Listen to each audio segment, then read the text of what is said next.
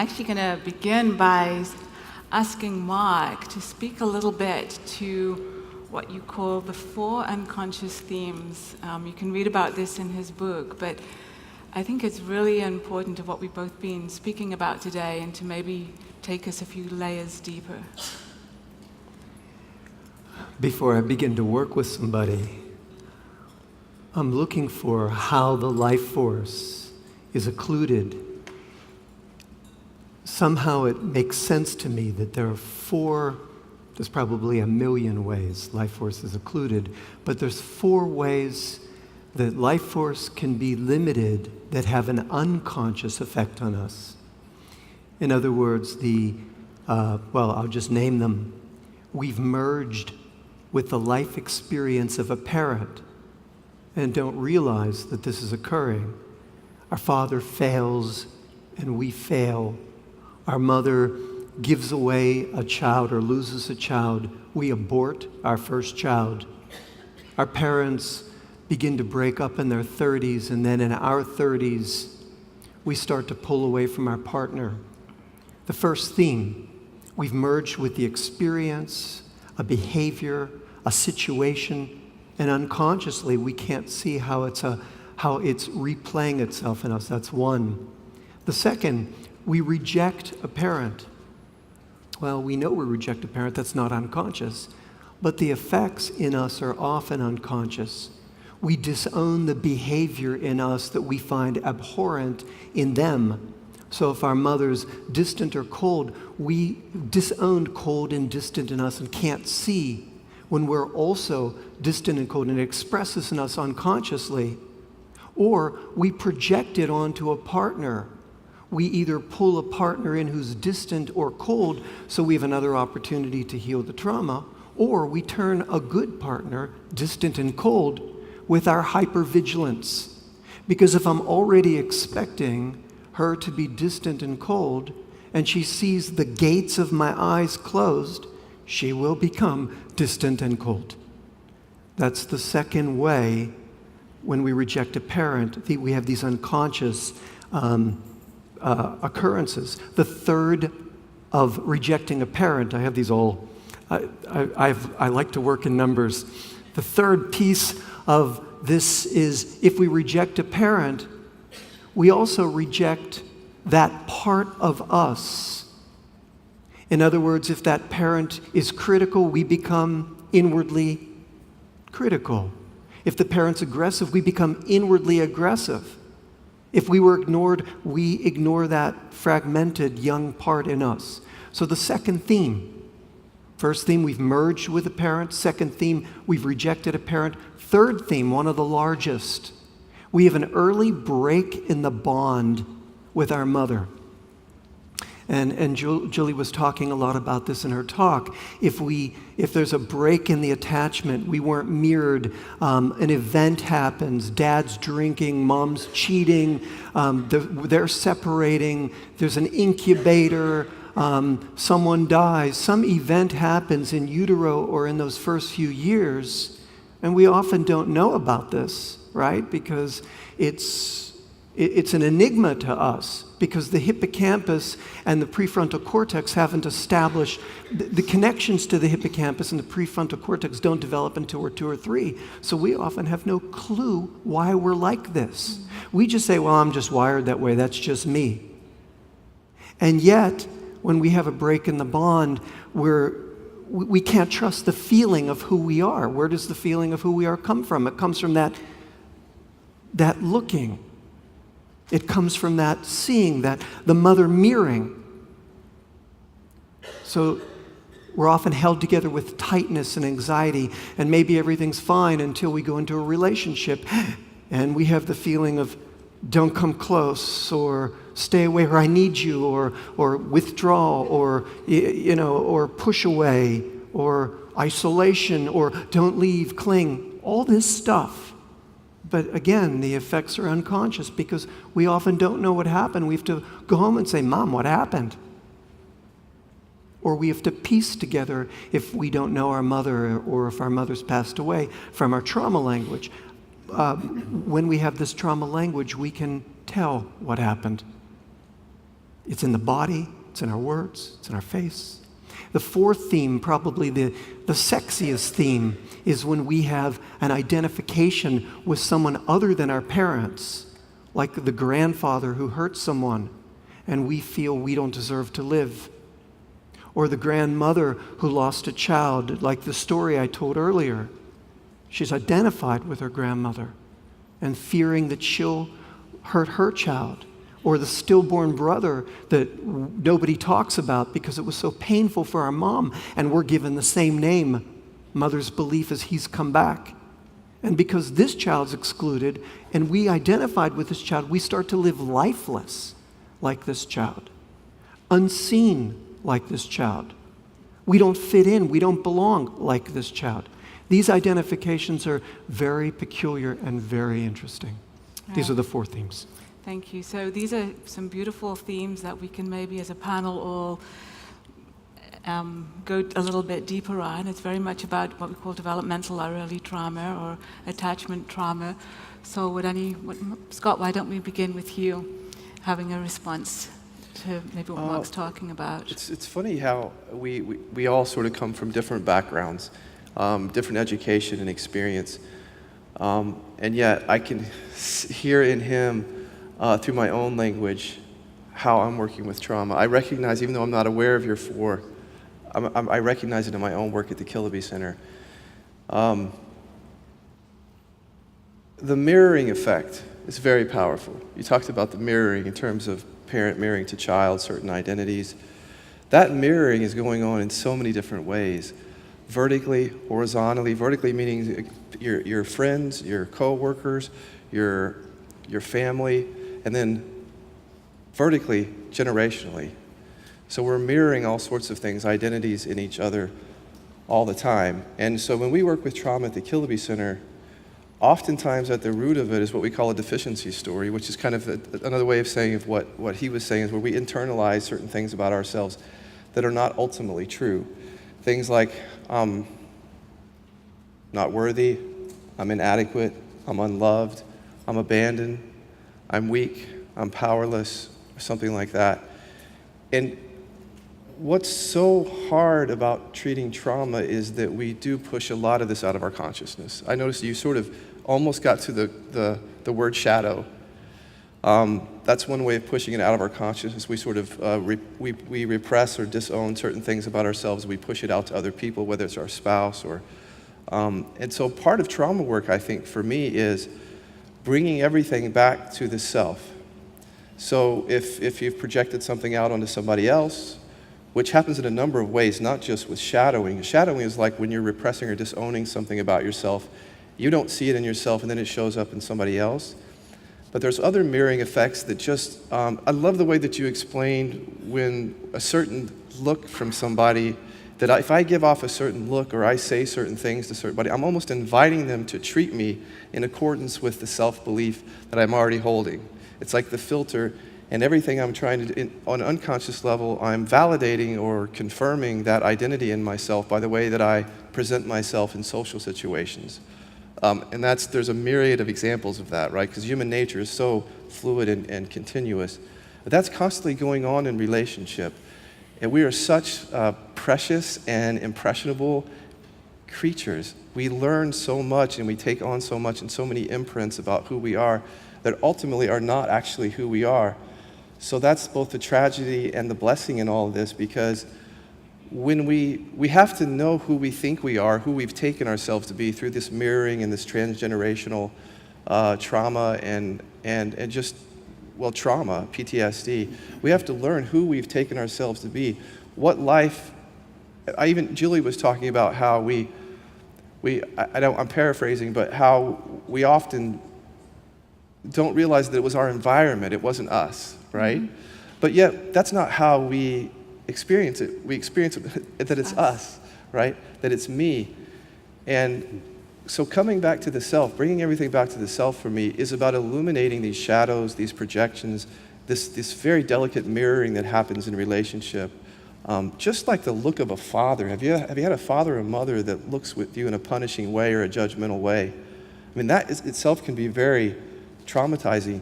And that in of itself, those looks, those stares, those words, actually create an identity within us that he was speaking to it. So what's so beautiful about this work, trauma work, is that it goes into the very deepest and scariest aspects of our identities. That's what's scary to people. However, and another thing that Julie said, that's where the work happens. Because through seeing that these scripts are not who we are, there's a tremendous freedom. And I love the fact that Julie mentioned that it's becoming more and more somatic-based, the therapies these days, because at the Killaby Center, it's almost all somatic-based, because we do hold so much here in the body.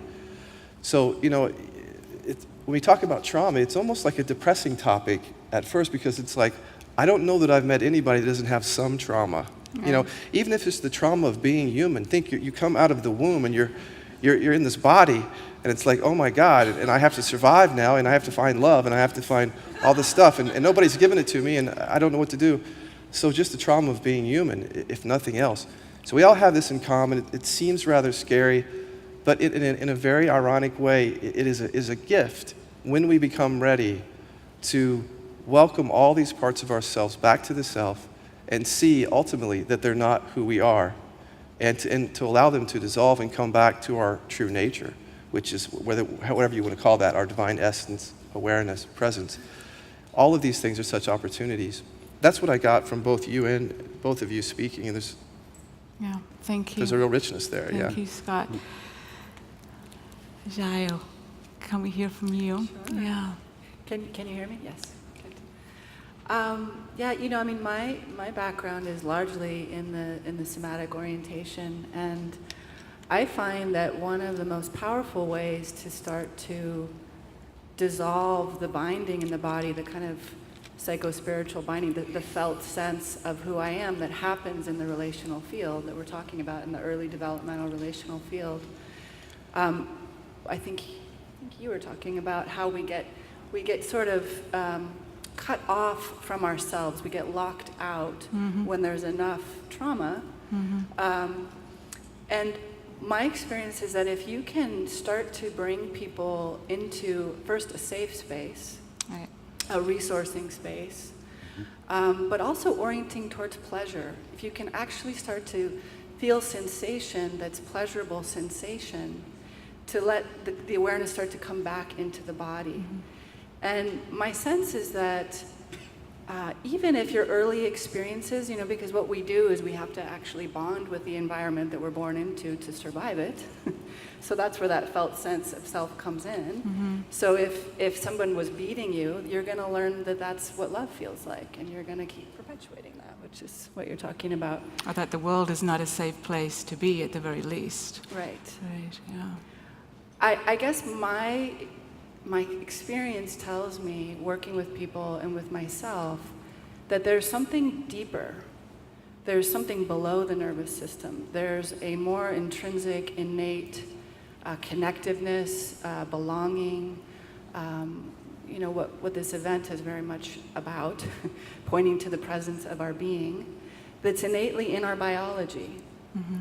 And even if our family didn't do a great job, or our ancestry didn't do a great job mirroring that or affirming that or being able to attune to that, I still believe it's there. And that when I'm in a role with someone where I can actually play that role in a sense of kind of reparenting, people come alive, It's like that developmental need is still there. And even though it wasn't met at the time that it chronologically was online, it's still there. That's a beautiful thing about healing trauma. We can give ourselves the experiences that we didn't get when we were children or babies.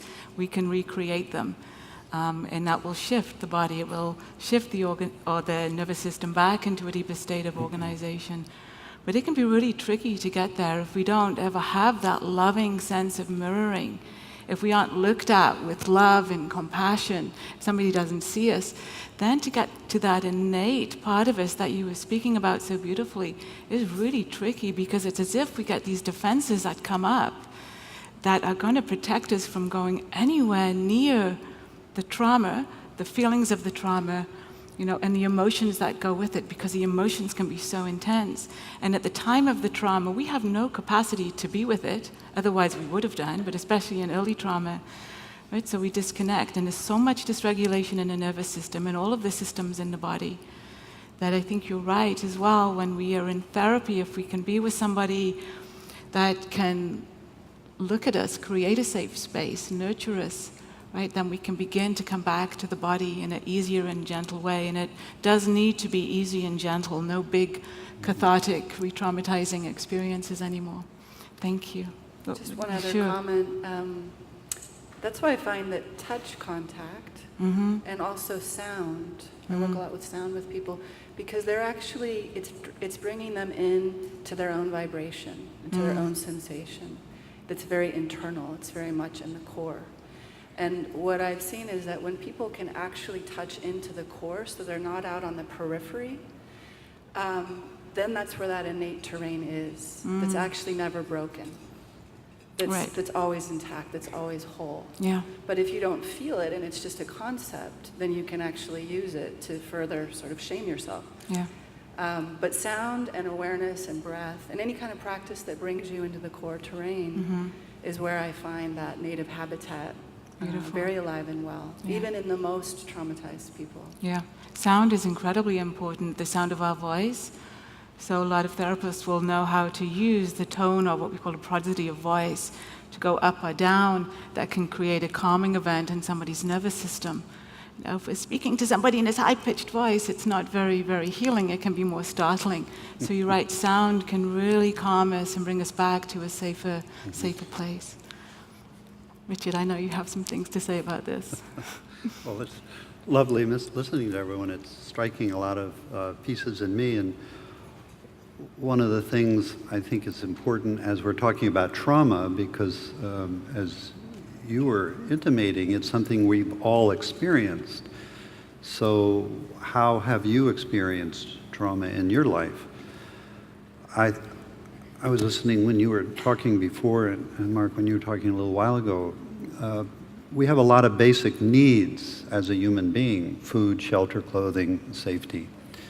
But I think there are 4 other basic needs that you were starting to touch on, which is, and you were, to be seen, to be heard, to be connected, and a sense of belonging. And to one degree or another, I think all of us have experienced a loss in one of those aspects. And people who are experiencing tremendous trauma, probably in all 4. There's a sense of disconnection from self.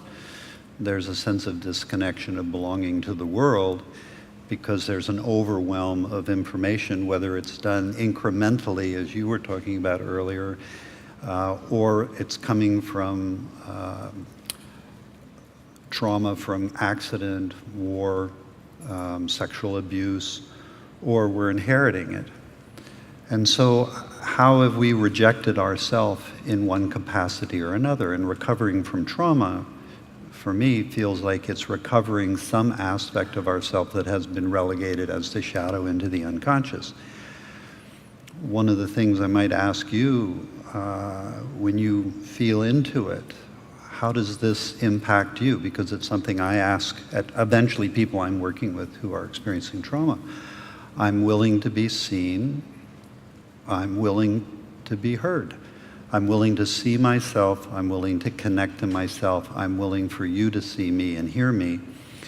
Because rightly so, I think there's a moment, as you were talking, Mark, earlier, we need to be able to talk about it. What things in our own lives have we relegated to the unconscious, or to the inability to speak about it, or to be seen embodying it? In the sense then, we're hiding these secrets that we might not even know, as you're talking about intergenerationally, that we've inherited through our genetic dispositions. And what you were talking about, it's a somatic-based experience we're having. So unless we can bring it out through some kind of intervention that addresses the body directly, we are not going to really fully unfold the trauma. So the work I do, and I know that you're doing, and we're all doing, is somatically based. Talk therapy isn't going to get us very far. And there was one other piece that got struck in my mind, and you and I were talking about earlier, which is, for me, the function of our self, of the ego self, is an appropriating mechanism. It's designed to identify with whatever is arising. So we wake up in the morning and hunger is arising, and the ego picks it up and says, I'm hungry. When trauma happens, whether it's inherited intergenerationally or through some act when we're young or through an active war accident or illness, the body is feeling something's not right, something's wrong. But the ego comes in, this structure, and says something's not right with me, something's wrong with me. And in fact, what I like to do with the people that I'm working with as soon as I can, within the first session if it's possible, is try to look at the difference between something's not right and something's wrong with me. And there's some exercises and protocols that I've developed in working with people. Last year, I was at the Martinez VA working with a group of veterans who were hospitalized. These are people in the hospital for 6, 8, 9, 18 months trying to recover from the traumatic brain injury or the depression or the post-traumatic stress. And I take them through a protocol which is trying to separate out this something's wrong with me and something's wrong. And I'm always amazed after the intervention when I ask, what is your experience? And many people will say, I feel like I just came home. I realize there's not something wrong with me. I'm not broken. But there is something wrong here, something that is broken that needs to be addressed. And I think it's important. Otherwise, we can lay tremendous stress in healing, but inadvertently, we're continuing to reward there's something wrong with you, or there's something wrong with me. And so we can get to a modicum of healing, but unless we're able to separate that out, that there is nothing wrong with you, there's never been anything wrong with you, and what is it about ourselves that can't be hurt, can't be harmed, has never been injured, and doesn't need healing? And as one vet said after understanding this about himself, he said, you're the first intervention that has been stressing what's right about me versus what is wrong about me. And I think that's a very important component in all healing modalities, but especially about trauma. When a person comes through trauma and really does feel disconnected from self, disconnected from the world, and something is wrong with me. Yeah, I think that's really important to focus on what is feeling okay. For some people, there's nothing that actually feels right. Everything does sometimes just feel so terrible. But someplace maybe where they do feel connected to nature or connected to their cat. So, something positive or pleasant in their life, if it's very early trauma, to connect with that, to begin to create this sense of what we call, reorganization of the nervous system, because it is very much connected to the autonomic nervous system. It is that sense that you were talking about resourcing, finding an inner resource somewhere that it's not in our imagination, we're not making it up, it's reconnecting to that place we all know, even if we've been through tremendous trauma. But it can be really hard to find. It Yeah. can be really difficult to know that it lives inside of us if we've never had that mirroring that's allowed us to feel it within ourselves. So maybe we can move to, what do we do to begin to connect with that part of ourselves that can feel okay, that can feel fullness, that can be vibrant and alive and doesn't continue to perpetuate these traumatic experiences that are living in our unconscious. So why don't we start with you? Do you want to address this in a therapeutic context or just individually? Maybe in a way that you work with people. Yeah. To give us a taste of some possibilities that are out there, that we're not just going to go into therapy and start talking about trauma, Right. that we know is re-traumatizing, that we actually can begin in a different way, in a different possibilities that can be done. Yeah. You know, I think one of the pieces, just to add to this, that we're growing this field, is that I think what we're all describing is a situation where someone's isolated. There's a sense of being isolated from themselves, from life, from God, from nature. So what I find a lot of the healing context is actually bringing this warmth of company, of love, of presence, and actually letting the person entrain with my heart, with my core, with my connection to nature, to my own body. So I find in a therapeutic context, so much of it has to do with my own cultivation, what I'm actually bringing into the room, so that their organism actually has a different experience to entrain with. And so I think a lot of it's about building trust and rapport. But again, this goes on a non-cognitive level. The biological organism intelligence in us feels this innately. Yeah, the body And- is sensing it. No matter what we say, the body's sensing something different. Yes. Yeah. So I find that for me, there's a genuine sincerity when I'm showing up, that I truly am there to be with that person and see them clearly and love them genuinely. You know, it's not a romantic love. It's a true honoring. It's like a birthright love, you know, where I'm there to actually see their intrinsic wholeness and health and well-being. And so because I'm tuning to that part of them, it's like it starts to light up. And again, it's affirming, it's bringing this kind of positive affirmation to that's already present in them. And if they can then start to make contact with that and feel that. So for me, it's a lot to do with, asking the right questions, engaging them as well with breath, with sound, with touch, maybe finding parts of the body where they can start to sense where there's constriction, where they're locked out, and we bring the warmth of our presence there together. Beautiful, beautiful. And start to let it dissolve, open. So the body, as we know, carries the trauma, that the trauma lives within the body. Mark, maybe you can speak a little bit to our languaging and how that can help us maybe connect to the body in some way. Because sometimes it is just such a painful place to be. And even that is underneath that conscious awareness. A lot of people don't even know they're disconnected from the body. Because it's not just about feeling sensations. I know some very disconnected people who can feel every sensation in the body. That's not a marker of connection to the body. I think we're all saying something very similar, is that there's this place inside us that doesn't need healing. You were talking about that it's innate, and Richard talked about how this idea of rather than what's broken, what exists without disruption, and is all this idea, we can access this piece of ourselves. I believe at its root, trauma is a good thing. At its root, I always say that the very trauma we were born to heal contains the seed of our expansion.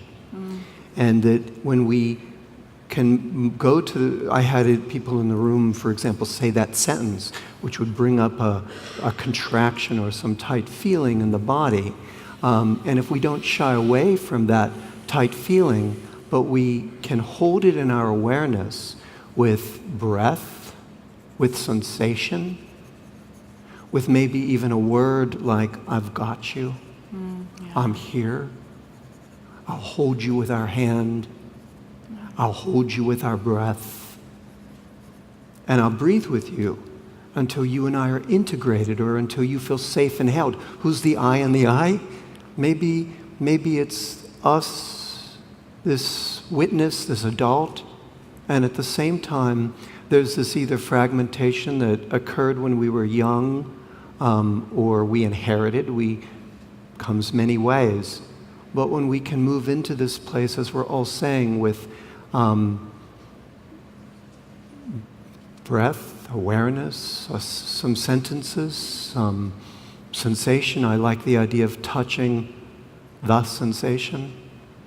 and then touching the sensation again with breath, and then touching that sensation again with awareness, we can feel what's deep to the trauma in the same place. Something core that you were talking about earlier that's always there. Yeah. Just even as you were saying those words, those sentences, you were looking at me, and I could feel it. I could feel it in me. I could feel opening and warmth. I mean, the power of word and presence with people is extraordinary. It's extraordinarily powerful. So I'll change the question a little bit, because we're all on a similar theme, so let's mix it up a little bit for the questions. So in early trauma, oftentimes it's such a frightening thing that happens to us, or we perceive that happens to us. It's as if that child part of us disconnects or gets disconnected. One way of saying it is, our 6-year-old consciousness or our 2-year-old consciousness can disconnect.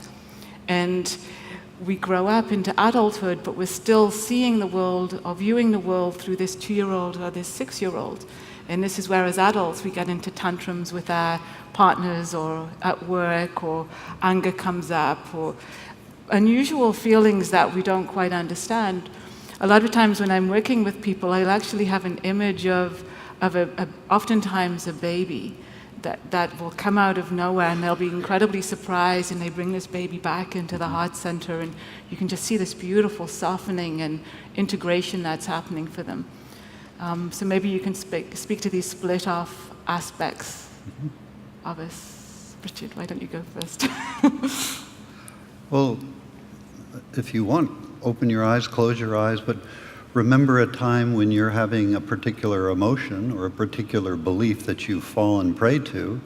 When we disconnect from ourselves, we start to nourish different beliefs about ourselves. Something's wrong with me, or some emotion like anger is arising. When we're cut off, road rage, for instance, can be a symptom of trauma. But if we think of an emotion and then we imagine, and the imagination is so strong, as you're pointing to, imagine a door opening and that emotion walking in, or that belief walking in, something that I do all the time with the people I'm working with. Use their imagination and imagine a meadow, a door opening, and that emotion walking in. Who's holding it? How old are they? What's the image? And oftentimes it comes in as a child, and that child has been neglected, abandoned, not seen, not heard, because we pushed it into the unconscious. So there's an image within us that represents this rejected aspect of ourself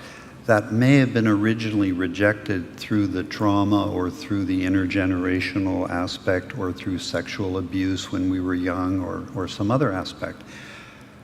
But now we may have spent the next 20, 30, 40, 50 years rejecting it, because every time it started to push into our awareness, we pushed it down. So oftentimes I find these images, these babies or these children, which we hold within ourselves as images, come in pissed off. That's a technical psychological term.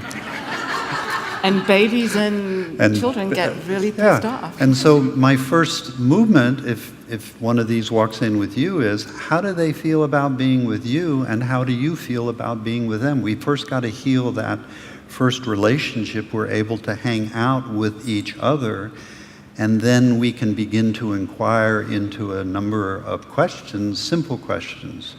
What do you want? What do you need?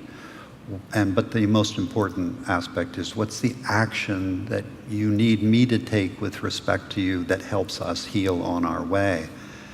And so it always, for me, comes down to what's the action that we need to do. Is there a letter we need to write? Somebody need to speak to? Speak out our voice, our willingness to be seen and heard in some way, find someone to talk about.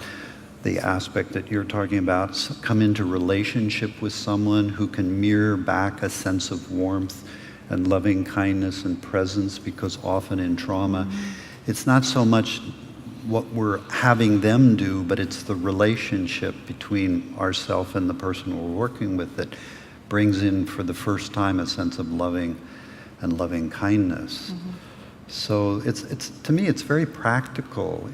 It's imaginative, but ultimately, what are the actions that we're needing to take into the world so that inner child or that baby really does feel cared for, no longer neglected by us, but being cared for, and that we're taking actions where we can ultimately say to ourselves, I'm safe with myself, and that child can say, I'm safe with you, I'm safe with myself, and now we have a nice healing going on. And it's something you might ask yourself as you're listening to us.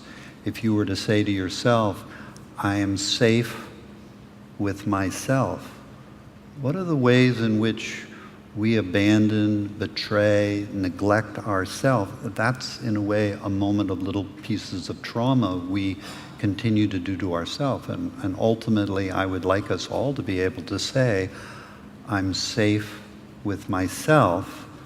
Then we know the world out there isn't necessarily safe. We can get traumatized again, but at least I can meet myself. I can be safe with myself. You did this lovely gesture when you were speaking to healing the child, and your hands went like that. And this is about integration. We want to integrate these pieces that get split off or disconnected or fragmented.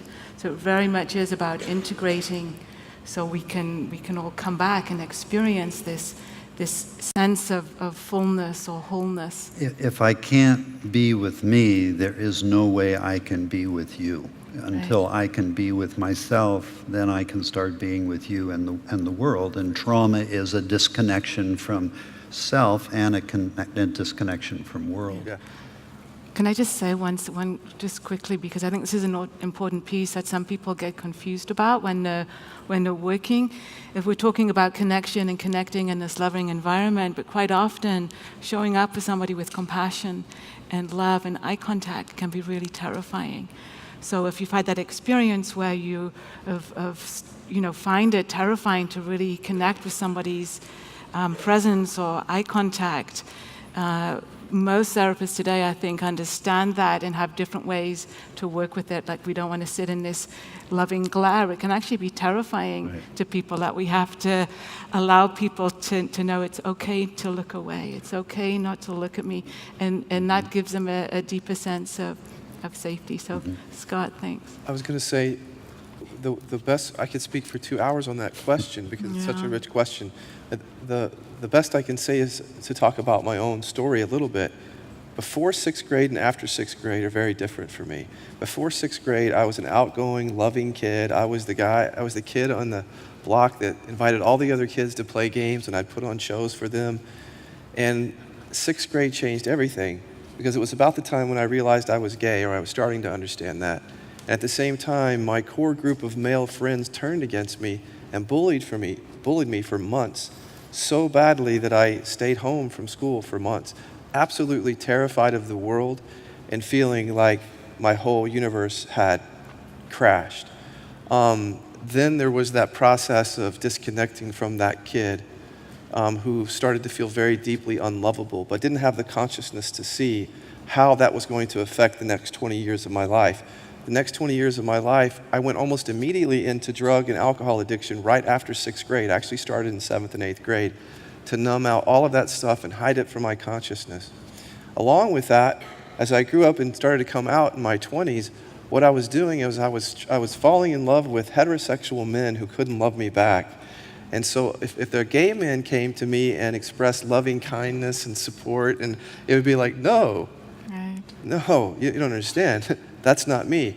So I'm going to go after this guy over here who's going to absolutely ignore me and not love me, and that will prove to me that I'm unlovable. I did that in my 20s over and over and over again, and had no consciousness of what was happening, had no sense of how that linked to the trauma of being bullied by my peers, my male peers who I needed love from. Also did not have any idea of how that linked up to my own addiction. I'll talk more about that in my 2 o'clock presentation here. I mean, I'll talk about the experiential work that I use to work through this, but because that's its own subject. But to let you know is that to come back to recognizing this part of me, which was a very big part that felt deeply unlovable and unlikable, until that was dealt with, bringing it back home and really examining it and resolving it, there was no way that I could love myself. There was no way that I could truly love somebody else. So when people would say to me back then, whether they were therapists, you just need to learn to love yourself, I'd be like, are you kidding me? You have no idea. It's not like that. I can't just flip that on, and I can't talk myself into that. I'm holding this whole thing in my whole body and mind, and I'm barely aware of it. So we got to go a different approach here. So the different approach was to bring this into my consciousness about who I really see myself to be, and do a little bit of archaeological digging to trace it back to this 6th grade moment, and bring that 6th grade moment or those moments of being bullied into my present consciousness. Look at the bullies very gently, by the way, one by one, because I can't look at it all, right? It's just too overwhelming, the whole movie. But to look at it piece by piece, the one picture of getting hit in the face, just that picture, or the picture of being called faggot or whatever, or whatever it was, take each one of those things one by one and deal with whatever's being felt in the body along with just that picture, and undo that, just that, and then undo the next, just that, until then I can only then, for me, could start to really recognize what part of me is untouched, what part of me is okay, because the fog of that had run my life. I mean, I was unlovable, and I'd lived it out, script, just to a T. So for me, I needed to work with the phenomena a little bit first before I could simply come back to that place that is already okay. Even though I had a taste of it in the beginning, when I started to do the work, I had a taste of that which is okay. The conditioning was just so powerful that I had to work with that a little bit to get to it. Yeah. Yeah, thank you, Scott. I would like to talk a little bit about the immobility response that I spoke to in my talk. I spoke about a gentleman who'd been mugged, and he just went into sort of this floppy response and was really felt a lot of shame that he couldn't respond, that he couldn't fight, or he couldn't say anything. And what I didn't say when I was talking is we traced it back to something that happened to him when he was a child. He was sexually assaulted when he was a child, and of course then he had no power to be able to fight this person that was assaulting him. And so then he, at that young age, he went into that immobility response and completely disconnected from his body. So that laid down this default mechanism, we call it, in his brain. So when he came across an event that had some kind of similar taste or flavor to the original traumatizing event, he went into the same pattern of just disconnecting and freezing. So I think it's something that's really important to understand, because rape victims quite often shame themselves, both men and women, because they don't fight back. But the immobility response is non-volitional. We don't have a choice. It's what we're perceiving is underneath our conscious awareness. Can I say something about that? Yeah, please. When the Twin Towers fell, some people, and you saw that at the Boston Marathon, just collapsed. That was their immediate response. There were some people who just started running, and they ran across the Brooklyn Bridge, and they said they just kept running literally for hours. Other people, and you saw that again at the Boston Marathon, just immediately pitched in and started helping. That was their immediate response. I think in our culture, and many cultures, we're conditioned to think that we should respond, and then if we don't, we'll take that personally, something's wrong with me. Whereas in all of us, if there was a catastrophic moment in this moment, we're all going to potentially have different responses. Some are going to collapse, some are going to freeze, some are going to fight, and some are going to flee. And it's, as you're saying, built into you, built into us. And it also may relate to prior experiences where we might have had trauma or abuse, and so that's re-triggered off in the moment. But to reclaim that moment, that there's not something inherently wrong that I had this response, but as you were saying, it's in the limbic system, it's built into our unconscious, and we don't have control over it. And so to have a quality of meeting it with kindness, and to recapture that sense of, I'm always doing the best I know how. I'm always doing the best I know how. So both also in that immobility response. It's almost like it is a preparatory death state. We're perceiving threat. We can't run away. We can't fight. So anytime there's fear and perceived inescapability, we will move into that immobility response. And then one of the tricky things about it is it will stay within us, and we can override the shutdown and move on with our lives. I worked with a lady who was in the 2004 tsunami, and so many years later she came in to see me. She burst out in a session, "Oh my God, I'm alive." Part of her thought she was dead or dying. A lot of people that I work with who had some form of abuse or frightening experiences, children, will have the same realization. "Oh, I'm alive." So it's as if part of them don't realize that they made it. That trauma is still living within them. And that's where our vibrancy and our aliveness gets shoved down and cut off from us. So that's another sort of incentive to look at our lives, to explore just maybe, what's going on. How do we feel? Are we vibrant? Are we alive?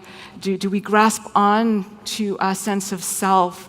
And because if we do, things will locate and fixate in our body and create tensions and blockages. So once we begin to sort through these traumas and these underlying, terrifying death states, then the body begins to release and open, and we begin to feel our life force and our energy. Mark, do you have anything to say about the immobility response and how you may work with it? Mostly the people I work with are coming to me for trauma with the parents. Yeah. So the first thing I want to do is to deconstruct that sort of stuck place of this was personal. Right. And so if someone considers this idea that I'm going to heal my relationship with my mother, and all of a sudden they want to vomit or they want to tighten, or one of these responses comes up, either just a shutdown or a freeze or a throw up or whatever it is, it's not until we can start to just pull some of the pieces apart and get some expansion in there that any mother who was herself given away when she was a child, or had a sexual trauma when she was 4 and lost the support of her parents, or any child in your birth order that would have this mother would experience this behavior, until we can pick apart the idea that it's not personal. So I like to show what happened to our mother, what happened to our father, that set up their unloving, their cruelty, their drinking, their distance, their coldness. And when we can look behind the scenes, kind of step back, actually increase the aperture so we get a fuller view, we can see, oh yeah, how could she have been anything but critical? How could he have done anything but drink? And that lets us get out of that dyad a little bit, where it's personal, and then step back to where we can expand it even with healing sentences and healing images. Because these images and sentences we heal through these images. If we have an image of my mother's cruel and it stops there, well great. We don't get very far. Right. But if we can get to, of course she was cruel, then we can get to a place of, Mom, I know you would have given me more if more had come to you from Grandma. But because it didn't, I'll give it to me. And when I do that, I'll honor you and I'll honor Grandma, and I'm going to change this pattern in our family that's been going on for 4 generations. So sometimes just sentences get some expansion, or even I have people put pictures of a mom behind their pillow at night. And just to work with, first it's up here, and then the next week they can bring it down a little bit, and just say, Mom, when you were alive, we didn't do really well, but from over there, please meet me at night when my body's more free in my sleep, and help heal the break that broke between us, and teach me how to trust your love, or to let it in, or to receive because I don't receive really well. Things like that are really helpful. Yeah, that's Yeah. beautiful. Yeah, because that's going to thaw those frozen states, Yeah. and we can begin to see that. And again, I hear in your words it says cultivation of compassion that's happening, where it goes beyond us, me having a trauma or something happened to me, but wow, there's this whole lineage or ancestry of people who've been traumatized. And I think one of the powerful things as well when we turn inwards and decide to heal, it's incredibly empowering. It's incredibly empowering to know that we can even maybe end this right here. Yeah. That it doesn't have to go on. And if we have children or loved ones, that it's really empowering to know that this stops with me. I'm not going to pass this on. When we're stuck in that place of, I've been wronged, I've been victimized, it was personal, it's not a lot of movement. Yeah, right, Yeah. yeah. Thank you. Yeah. I'll just comment and say, I think of that process as really about individuating or differentiating Yeah.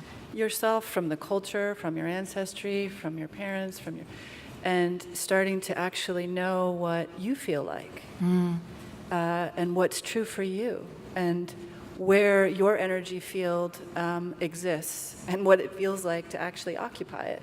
Yeah. So I think of that as a really important kind of differentiating process, creating space that's really essential to being able to start to reclaim more of that destiny path. I think you were the one, that last sentence you spoke about, that we can allow our conditioning, we can allow our experiences, our traumas to actually become our medicine, our gifts, our compassion, and even the revelation of our destiny, really revealing our path as we are able to do that differentiating work and really kind of transmuting or alchemizing the poisons, the toxicities, Yeah. and actually discovering what the gifts are in them. And really, I think it's about connecting to that deeper kind of soul purpose level of, on a deeper level, even taking responsibility for our creation. Yeah, I love that. The idea of the gift in the wound or the gift in the trauma, of course, we're not going to say that to somebody in the midst of it because it doesn't make any sense. And I think people find that out for themselves and go, oh gosh, wow, I never realized this would have brought so much aliveness or brilliance or vibrancy to my life. I would like to speak to anger a little bit because that's such a big emotion in trauma, that in the face of threat or traumatic event, a huge amount of energy comes up and a huge amount of emotion comes up that is quite often in the form of anger, if not rage. And it can be a really terrifying experience to touch into that rage because it is so big. And so we keep it, outside of our awareness. It's pushed down into the unconscious. It can live in the body and create all kinds of symptoms. So what do we? I know what I do with it, but what do maybe some of you do with this anger that a lot of people say, oh, we shouldn't be angry, or we project it onto other people. How do we begin to touch into this intense emotion that lives inside of us? Well, I think everybody's different, right? I mean, you just said some people predominantly will express anger as a comfortable emotion, as a way to cope and express it socially. Other people will repress it, and at the very, that'll be the last thing they will show, right? And then there's a continuum in between there. For me, if you know the Enneagram, I'm a 9 on the Enneagram. Anybody know the Enneagram is a 9? Okay, we don't have anger, right? Okay? But yes, we do, though. We do. And what Julie's saying is that we repress it. And somewhere along the way, that's how I dealt with that emotion, by saying it doesn't exist. And by keeping the peace in the family, and probably with regard to the bullying, right? It was a way for me to just sort of go hide and keep the peace and not have to deal with the fact that underneath all the current, I was really pissed that my best friends made my life hell in 6th grade. Yeah. I was really mad. Could not touch that feeling, though. Didn't access that feeling fully until many, many years later, even after I'd done a lot of work. And that's been the real humbling thing about the work that I've done for myself, is that you get to these places where you have these deep states of consciousness or these openings, only to find out there's more stuff there that you had no idea was there. And it's humbling because you can't really say, now I'm enlightened. because it doesn't really work that way, because we're still very human. And at some point, you don't even care about that anymore. What you care about is being honest and true to your own experience. And for me, it was like all of a sudden, my dog falls in the swimming pool. I'm scared to death my dog is going to die, and then I get pissed at my husband for it. And then I hate this, that I'm angry. I can't stand this, and I'm shaking. But then, because after so many years of not even knowing that I had that kind of anger, right? Yeah. And then finally feeling it. But it took a while. And so, again, the richness, the opportunity in all this is, I think we become more and more vulnerable and more open to our feelings and thoughts and our states and experiences and other people through deep work. And for me, with anger, because I wasn't comfortable with it most of my life, when it started to come out, really it did feel traumatizing in a certain way. The anger itself was, to the best of my ability, was to love it and welcome it and just literally go lie down on a bed, almost as if there was a magnifying glass just burning it up because I was bringing it into my presence. Just can I just be angry without trying not to be? Because I'd spent my whole life trying not to be. So it was oh yes, I can freaking be angry now, but in a way that allows it to be. And one of the most healing things, I highly recommend it, to do that if you're someone who represses anger. That's my own experience with it. I've also worked with people who feel much more comfortable expressing it socially, and they may have to go to look to other repressed emotions, like they may not be comfortable with sadness because it may make them feel weak, or fear, they don't want to show fear for the same reason. That's why we're all so different.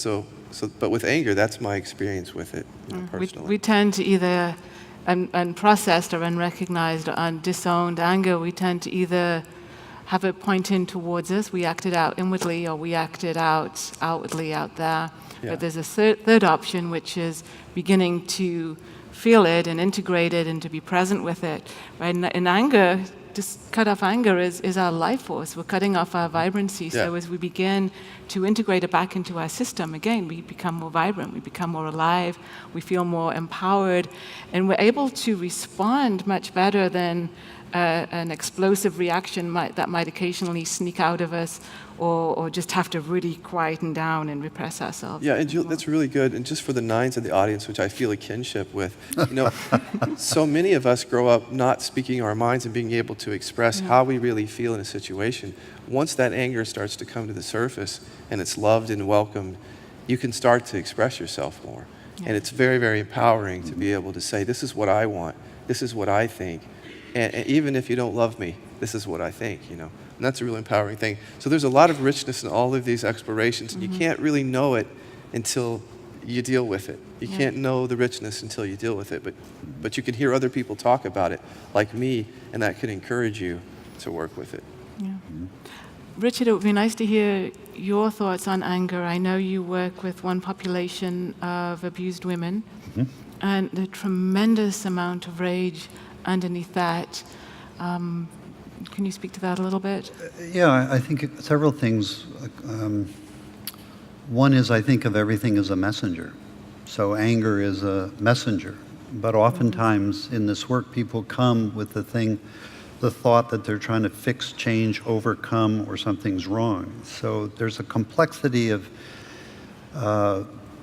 levels here I'm trying to address, and depending on who I'm working with, and it's always an individual, but one is, again, trying to come back to this aspect that there's not something wrong with you, but there's something not right here. So can we keep tapping this inner resource that there's something here about you that is always okay, unheard, unharmed, and there's something wrong. So that's one level I keep resourcing. The other is trying to develop an inner resource of safety, grounded ease, so that as any messenger like anger is arising, we're touching the anger and then going back to this resource of safety. And so we're learning how to become comfortable with the arising. Two populations, because you mentioned it, I'm working with survivors of human trafficking. And I've noticed a very different population here. One we work with in Nepal. These are women often who've come from intact villages, intact families, but for one reason or another, they found themselves trafficked. Are subsequently survivors, come back, and as they're healing, they come actually from an intact ground of family, and that's really important. And there's another population we're working with in San Francisco who came from very broken families. They didn't have an intact family. They didn't have a father or mother, or they suffered tremendous abuse very early on. They have a very difficult time dealing with these emotions because they're very repressed, or they're so powerful, they're overwhelming them. So a lot of times then we're trying to help establish an internal resource, a sense of empathy, a sense of an ability to not feel something's wrong with them, and build in a way or reparent an intact inner system so that they can then meet these overpowering, overwhelming feelings. Yeah, So it's really interesting to look at who's the person, where are they coming from, what are they dealing with, are they taking this personally, or can they realize this is an arising messenger? How do you cope with it? So it's a complexity of levels with any given person or population that we're working with, and we need to understand all these different levels. Yeah, thank you. We're actually out of time. I wish we could all continue on. I'm sure we will. Yeah, thank you all so much for being here, and thank you all for being here.